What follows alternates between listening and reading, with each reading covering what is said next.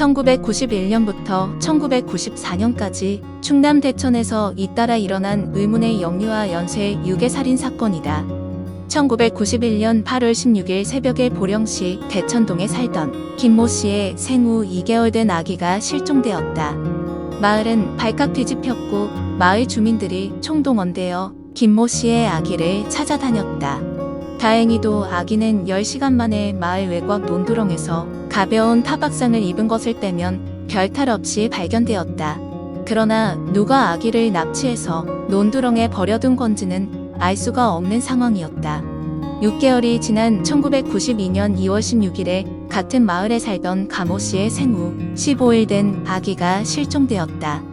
다시 한번 마을은 발칵 뒤집혔고 다시 수색에 나선 끝에 몇 시간 만에 아기를 발견했다. 하지만 당시가 추운 겨울인 탓에 태어난 지 이제 겨우 15일밖에 지나지 않은 갓난아기가 견디기에는 가혹한 날씨였고 결국 가모 씨의 아기는 폐렴 등의 합병증으로 죽고 말았다. 다시 3개월이 지난 9월 8일에 같은 마을 김모 씨의 집에 와서 산후조리를 하고 있던 산모의 생후 6일 된 아기가 실종되었다. 온 마을을 이잡듯이 뒤졌으나 이 아이는 끝내 찾지 못했으며 현재까지도 생사가 불분명한 상황이다.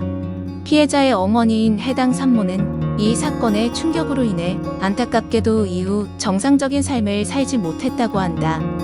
91년과 92년 내내 마을 주민들을 공포에 떨게 한 사건은 4차 사건 이후로 잠잠해졌고 마을 주민들의 뇌리에서도 점점 잊혀지려 하고 있었는데 1차 사건에서 정확하게 3년이 지난 1994년 8월 16일에 같은 마을에 광부 일을 하던 김모 씨의 집에서 한밤중 자고 있던 김모 씨의 5살 딸이 실종되는 사건이 발생했다.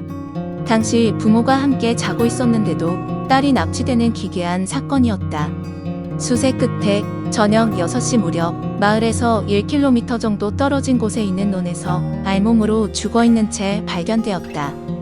시신을 부검한 결과 직접적인 사인은 질식사였고 목을 뚫라 살해한 후에 예리한 흉기로 복부를 갈라 간의 일부를 적출해낸 뒤 그것을 농수로에 던진 것으로 확인되었다. 전문가들은 경찰이 초동 수사만 확실하게 했더라도 연쇄 실종과 살인 사건은 막을 수 있었다는 지적을 한다. 실제로 경찰은 1991년, 1992년에 일어난 연쇄 실종 사건에 대해서 공개 수사를 하지 않고 사건을 극비에 붙인 채 비공개 수사를 진행했다. 물론 공개 수사가 능사는 아니라지만 마을에서 잇따라 동일한 범행이 일어나는데도 불구하고 비공개 수사로만 일관했다는 것은 문제가 있다는 지적이다. 수사에도 불구하고 범인을 잡는 데는 실패했고 2009년에 마지막 5차 사건의 공소시효까지 만료되고 말았다.